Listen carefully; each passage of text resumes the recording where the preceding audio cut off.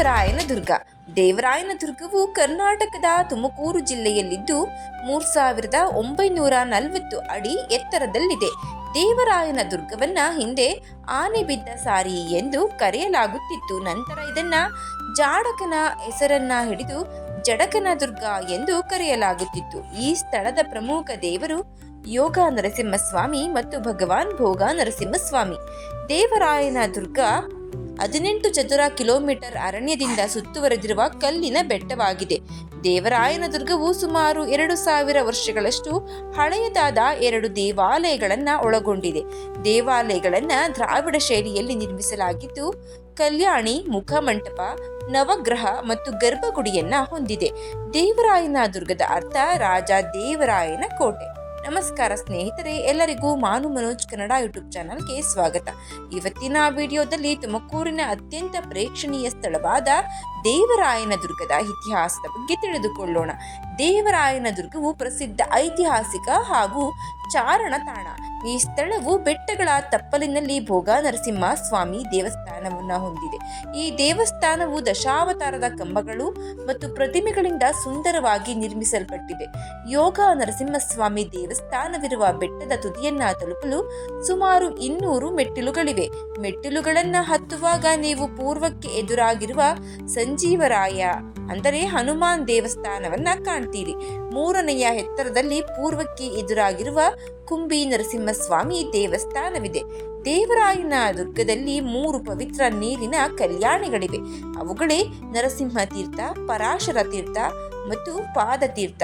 ದೇವರಾಯನ ದುರ್ಗದಲ್ಲಿರುವ ಪವಿತ್ರ ನೀರಿನ ಕಲ್ಯಾಣಿಗಳು ಯೋಗ ನರಸಿಂಹನ ವಿಗ್ರಹದ ಮೂಲಕ ಹಾದು ಹೋಗುತ್ತವೆ ಎಂಬ ಮಾತೂ ಇದೆ. ಪಾದತೀರ್ಥವು ದೊಡ್ಡ ಗುಹೆಯೊಳಗೆ ಇದೆ.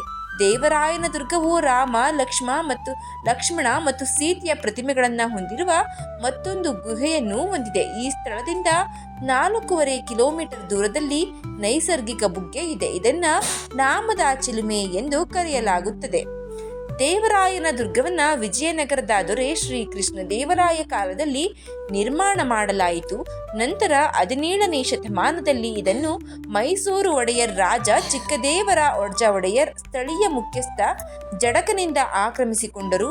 ಸ್ತಂಭಗಳ ಮೇಲಿನ ದಾಖಲೆಗಳ ಪ್ರಕಾರ ಈ ದೇವಾಲಯವನ್ನ 1858ರಲ್ಲಿ ರಾಜ ಕೃಷ್ಣರಾಜ ಒಡೆಯರ್ ನವೀಕರಿಸಿದರು. ಯಾವುದೇ ವಿಷ್ಣು ದೇವಾಲಯಕ್ಕಿಂತ ಭಿನ್ನವಾಗಿ ಇಲ್ಲಿ ಗರುಡ ಸ್ತಂಭ ಇದೆ ಮತ್ತು ಪರಿಕ್ರಮವನ್ನು ಕೂಡ ಇಲ್ಲಿ ನಡೆಸಲಾಗುತ್ತದೆ. ಈ ದೇವಾಲಯವನ್ನ 1858ರಲ್ಲಿ ನವೀಕರಣ ಮಾಡಲಾಯಿತು. ಇನ್ನು ದೇವರಾಯನ ದುರ್ಗದ ಮಹತ್ವ. ಆನೆ ಬಿದ್ದ ಸಾರಿ. ದೇವರಾಯನ ದುರ್ಗವನ್ನ ಮೊದಲು ಆನೆ ಬಿದ್ದರ ಸಾರಿ ಎಂದು ಕರೆಯಲಾಗ್ತಾ ಇತ್ತು. ಈ ಹೆಸರಿನ ಹಿಂದೆ ಒಂದು ದಂತಕಥೆಯೇ ಇದೆ.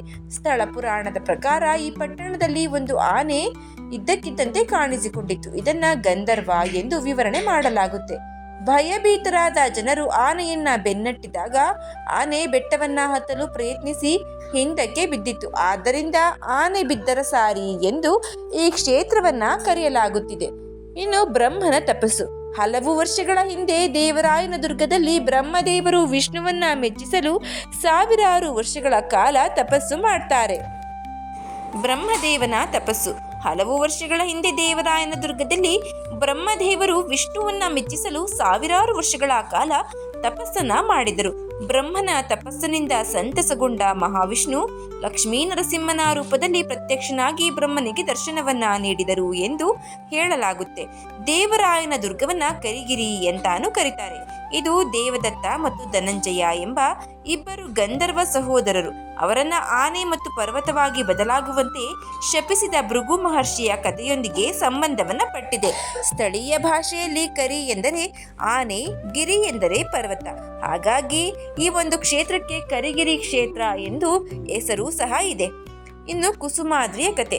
ದೇವರಾಯನ ದುರ್ಗವನ್ನ ಕುಸುಮಾದ್ರಿ ಎಂದು ಹೇಳುವ ಇನ್ನೊಂದು ದಂತಕಥೆಯೂ ಇದೆ. ವಿಷ್ಣುವು ಪುಂಡರೀಕ ಎಂಬ ರಾಕ್ಷಸನನ್ನ ಕೊಂದಾಗ ಅವನಿಗೆ ಹೂವುಗಳ ಮಳೆ ಸುರಿಸಿದ ಕಾರಣ ಅದಕ್ಕೆ ಕುಸುಮಾದ್ರಿ ಎಂದು ಹೆಸರಿಡಲಾಯಿತು. ಕುಸುಮ ಎಂದರೆ ಹೂವುಗಳು. ಇನ್ನು ಅಂಧಕನ ದಂತಕತೆ. ಈ ಸ್ಥಳಕ್ಕೆ ಸಂಬಂಧಿಸಿದಂತೆ ಇನ್ನೊಂದು ದಂತಕತೆ ಏನೆಂದರೆ ಅಂಧಕ ಅಥವಾ ಲಿಂಗಕ. ಅವನು ಈ ಸ್ಥಳದ ದರೋಡೆಕೋರದ ಮುಖ್ಯಸ್ಥನಾಗಿರ್ತಾನೆ. ಅಂಧಕನನ್ನ ಸುಮತಿ ಎಂಬ ರಾಜಕುಮಾರಿ ಸೋಲಿಸ್ತಾಳೆ. ನಂತರ ಅವಳು ಈಗಿನ ನೆಲಮಂಗಲದ ಬಳಿ ಭೂಮಂದನ ಎಂಬ ನಗರವನ್ನ ಸ್ಥಾಪಿಸ್ತಾಳೆ. ತನ್ನ ತಂದೆಯ ಕರ್ನಾಟಕ ರಾಜ್ಯವನ್ನ ರಕ್ಷಣೆ ಮಾಡ್ತಾಳೆ. ಇನ್ನು ದೇವರಾಯನ ದುರ್ಗ ಐತಿಹಾಸಿಕ ಮಹತ್ವವನ್ನು ಸಹ ಹೊಂದಿದ್ದು ಲಕ್ಷಾಂತರ ಭಕ್ತರನ್ನ ತನ್ನತ್ತ ಆಕರ್ಷಣೆಗೆ ಎಡೆ ಮಾಡಿಕೊಟ್ಟಿದೆ. ದೇವರಾಯನ ದುರ್ಗ ಸ್ಥಳ ಪುರಾಣವನ್ನ ಕರಿಗಿರಿ ಮಹಾತ್ಮೆ ಎಂಬುದಾಗಿ ಕರೀತಾರೆ. ಇದು ಬ್ರಹ್ಮಾಂಡದ ಪುರಾಣ ಅಂತರ್ಗತವಾಗಿ ಇರುತ್ತದೆ. ಶ್ರೀ ಕರಿಗಿರಿ ಮಹಾತ್ಮೆಯು 12 ಅಧ್ಯಾಯಗಳಿಂದ ಕೂಡಿದೆ. ಮೊದಲನೆಯ ಅಧ್ಯಾಯದಲ್ಲಿ 27ನೇ ಶ್ಲೋಕವು ಈ ಪುಣ್ಯ ಕ್ಷೇತ್ರದಲ್ಲಿ 3 ಶಿಖರಗಳು ಇರುತ್ತವೆ ಎಂದು, ಈ ಬೆಟ್ಟವು 4 ರೂಪಗಳಲ್ಲಿ ಕಾಣಿಸುತ್ತದೆ ಎಂದು ಸಹ ಹೇಳಲಾಗಿದೆ. ಹಾಗೂ 5ನೇ ಶ್ಲೋಕವು ಭೂಲೋಕದಲ್ಲಿ ತಾನು ಬಂದು ನಿಲ್ಲಬೇಕೆಂದು ಭಗವಂತನು ಸಂಕಲ್ಪ ಮಾಡಿದ ಎಂದು ಹೇಳುತ್ತದೆ. ಆ ನಂತರದಲ್ಲಿ ಭಗವಂತನು ಬ್ರಹ್ಮದೇವನಿಗೆ ಆಜ್ಞೆಯನ್ನ ಮಾಡ್ತಾನೆ. ಭಗವದ್ದಾಜ್ಞೆಯಂತೆ ಬ್ರಹ್ಮದೇವನು ಶ್ರೀ ಕರಿಗಿರಿ ಕ್ಷೇತ್ರಕ್ಕೆ ಬಂದು ಭಗವಂತನನ್ನ ಕುರಿತು 10,000 ವರ್ಷಗಳ ಕಾಲ ತಪಸ್ಸನ್ನು ಮಾಡ್ತಾನೆ. ಭಗವಂತ ನರಸಿಂಹ ರೂಪವನ್ನ ಕುರಿತು ಬ್ರಹ್ಮದೇವ ತಪಸ್ಸು ಮಾಡಿದ ಎಂದು 12ನೇ ಶ್ಲೋಕ ಹೇಳುತ್ತೆ. ನಾರಸಿಂಹ ಕ್ಷೇತ್ರವಾಗಿ ಈ ಪುಣ್ಯ ಕ್ಷೇತ್ರ ಬದಲಾಗುತ್ತೆ. 10,000 ವರ್ಷಗಳ ಕಾಲ ಬ್ರಹ್ಮದೇವ ತಪಸ್ಸು ಮಾಡಿದ ಮೇಲೆ ಭಗವಂತ ವಿಷ್ಣುವಿನ ರೂಪದಿಂದ ನರಸಿಂಹ ರೂಪಕ್ಕೆ ಬದಲಾಗಿ ಬ್ರಹ್ಮದೇವನಿಗೆ ದರ್ಶನವನ್ನ ನೀಡ್ತಾನೆ. ಇನ್ನು ಧನುಸ್ತೀರ್ಥ, ದೇವದತ್ತ ಮತ್ತು ಧನಂಜಯ ಎಂಬ 2 ಗಂಧರ್ವರು, ಅವರು ಯಶೋವಂತ ಸಂಗೀತಗಾರರು. ಬ್ರಹ್ಮಸಭೆಯಲ್ಲಿ ಒಂದು ದಿವಸ ಅವರ ಸಂಗೀತ ಕಾರ್ಯಕ್ರಮ ನಡೀತಾ ಇತ್ತು. ಈ ಸಭೆಯಲ್ಲಿ ಭೃಗು ಮಹರ್ಷಿಗಳು ಕೂಡ ಇದ್ರು. ಸಂಗೀತದ ವಿಚಾರವಾಗಿ ಚರ್ಚೆ ನಡೀತಾ ಇತ್ತು. ಆಗ ಸಂಗೀತದ ವಿಚಾರದಿಂದ ಹಣ್ಣು ಹಂಪಲು ತಿನ್ನುವ ಮುನಿಯಾದ ನಿನಗೆ ಸಂಗೀತ ಕಲಾವಿದ್ಯೆ ಬರುತ್ತದೆಯೇ ಎಂದು ಕೇಳಿಬಿಟ್ಟರು ಈ ಗಂಧರ್ವರು. ಆಗ ಭೃಗು ಮಹರ್ಷಿಯು ಸಿಟ್ಟು ಬಂದು ದೇವದತ್ತನಿಗೆ ನೀನು ಮದಿಸಿದ ಆನೆಯಾಗು ಎಂದು, ಧನಂಜನಿಗೆ ನೀನು ಕಲ್ಲು ಬಂಡೆಯಾಗು ಎಂದು ಶಾಪವನ್ನ ಕೊಡ್ತಾರೆ. ಅವರಿಬ್ಬರು ಋಷಿಗಳ ಪಾದದಲ್ಲಿ ಬಿದ್ದು ಕ್ಷಮೆಯನ್ನ ಬೇಡ್ತಾರೆ. ಆಗ ಭೃಗು ಮಹರ್ಷಿಗಳು ನೀವು ಕರಿಗಿರಿ ಕ್ಷೇತ್ರದಲ್ಲಿ ತಪಸ್ಸನ್ನ ಮಾಡಿ ಎಂದು, ಆಗ ನಿಮಗೆ ಶಾಪ ವಿಮೋಚನೆಯಾಗುತ್ತದೆ ಎಂದು ಹೇಳ್ತಾರೆ. ಹೀಗೆ ಕರಿಗಿರಿ ಕ್ಷೇತ್ರಕ್ಕೆ ಈ ಇಬ್ಬರಿಂದ ಕರಿಗಿರಿ ಎಂಬ ಹೆಸರು ಬರುತ್ತೆ. ಇನ್ನು ದೇವರಾಯನ ದುರ್ಗದ ಪಶ್ಚಿಮದ ಬುಡದಲ್ಲಿ ನಾಮದ ಚಿಲುಮೆ ಎಂಬ ಒಂದು ಪ್ರದೇಶವೂ ಇದೆ. ಇಲ್ಲಿ ಒಂದು ಸದಾ ಚಿಲುಮೆ ಚಿಮ್ಮುತ್ತಾ ಇರುತ್ತೆ. ಅದರಲ್ಲಿ ನೀರು ಸದಾ ಕಾಲ ಇದ್ದೇ ಇರುತ್ತೆ. ಶ್ರೀರಾಮದೇವರು ಈ ಸ್ಥಳದಲ್ಲಿ ಹಣೆಗೆ ತಿಲಕವನ್ನ ಧರಿಸಿದರು ಎಂಬುದಾಗಿ ಸ್ಥಳ ಪುರಾಣಗಳು ಹೇಳಲ್ಪಡುತ್ತವೆ.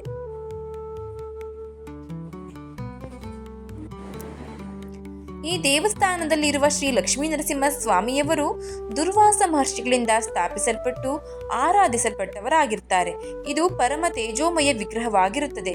ಶ್ರೀ ನರಸಿಂಹಸ್ವಾಮಿಯ ಸರ್ವತೋಮುಖ ದುರ್ವಾರ ತೇಜೋ ವಿಕ್ರಮಶಾಲಿ ಎಂಬುದಾಗಿ ಪುರಾಣಗಳಲ್ಲಿ ಸ್ತುತಿಸಲ್ಪಟ್ಟಿರುವುದು ಎಷ್ಟು ಅರ್ಥ ಮತ್ತು ಭಾವಗರ್ಭಿತವಾಗಿದೆ ಎಂಬುದು ಈ ದೇವತಾ ಮೂರ್ತಿಯನ್ನು ದರ್ಶನ ಮಾಡಿದ ಕೂಡಲೇ ಭಕ್ತ ಜನರಿಗೆ ವೇದ್ಯವಾಗುತ್ತದೆ.